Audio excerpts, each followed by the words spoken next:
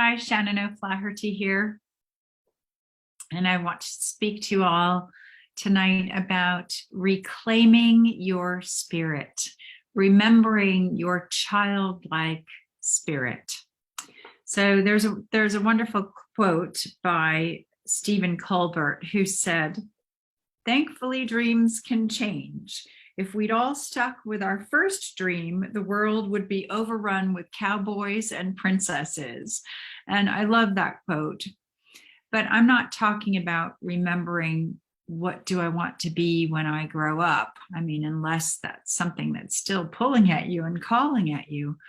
I'm talking about remembering your childlike wonder when everything was a fascination. If any of you have any little kids in your lives, whether they're your own little kids or grandchildren, and you watch these 2-year-olds, everything is wonder. They can pick up a block and stare at it with curiosity. And how does it feel? And what is its shape? They might taste it. They might see if they can listen to it. And we need to allow ourselves to dive back within our inner selves about our inner wonder. All of this healing work that we do is so intense, and it's so heavy, and we're always looking down to our inner roots about all the wounding and all of this and pulling it out and thinking about what are all of our beliefs. But what is it that makes you personally magic? What is the thing that stimulates that fairy dust moment for you, that makes you feel all twinkly and amazing? I love the cartoon Calvin and Hobbes. I don't know if any of you know about that. It's about this little boy who has an imaginary friend, a tiger called Hobbes, and they go off on all of these wild adventures together. And it's just absolutely brilliant because it shows how this boy lives in his own imagination and also is never alone, and how he experiences his own spirit every day and can be very self-entertaining. And really, I don't know, did anybody here have an imaginary friend? A lot of those imaginary friends weren't imaginary. We were actually tuning into spirit around us, perhaps. Or maybe it was an imaginary friend. Maybe you had a blue dragon that you were flying around the universe with, or something in the sky that you spoke to. What was your expression when you were a little kid? As we grow up, we have this self-talk in our head, and it can be very judgmental and blaming and damaging and negative. But when we're a kid, what's our self-talk? I remember in my bedroom, I had a roof off of my bedroom, and that butted on to a big tree, and there was a family of raccoons, and in the summertime there'd just be a little screen and 5 little raccoon babies right up against the screen, so I could literally have my nose right against these little raccoon babies. And it was so wonderful, and I used to have entire conversations with this raccoon family, and I loved them. So they probably knew all of my childhood secrets. But go within and remember being a child. I posted those wonderful photographs from Leonard Nilsson from the book How a Child is Born, and how that sperm meets the egg and how we grow. And we start with the beginnings of a brain and a heart and a heartbeat at 18 days in utero. 18 days. So there's our spirit, our brain and our heart coming together and working as one to form an entire human being that we then eventually become, and then have these massive growth spurts through life until we finally stretch into these full adult people. But what happens to our mind during all of that? Where do we get shut down and lose all of our magic? So for me, my first love was ballet. Absolutely. I wanted to be Margot Fontaine. She was it. And I was going to be a ballerina, prima ballerina, and worked at that actually into high school even. But on point, I'm 6'1", and those male ballet dancers would see me coming like, oh my God, don't jump on me, right?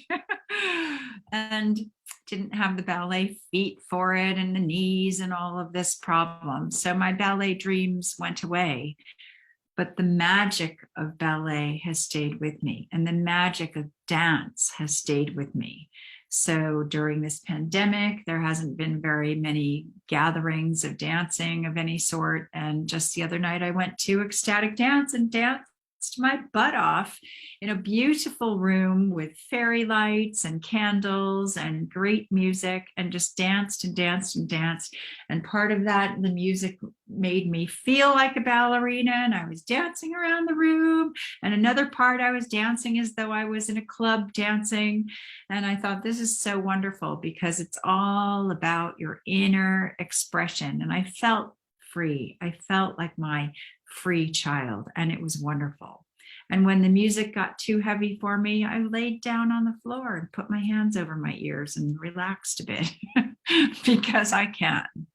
And we create our own realities, our own rules, our own guidelines. So when was the last time you created magic?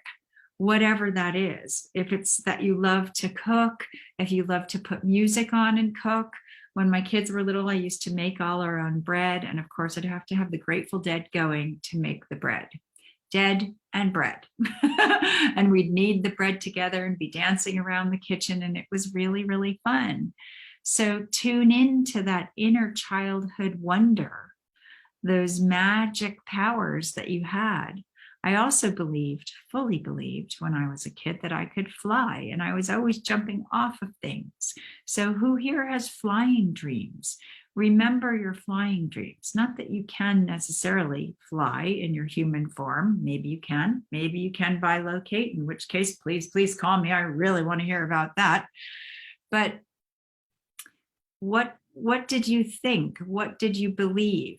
And how was it to go there in your mind's eye? Why do you think that people write fantasy, and that fantasy is such a huge book subject? Because it takes us out of this heavy, intense, sometimes negative, challenging world and lets us journey to another place, a lighter place, a place where we can fly, where we can be a bird, where we can be a dragon, where we can be whatever we want to be in whatever form and shape.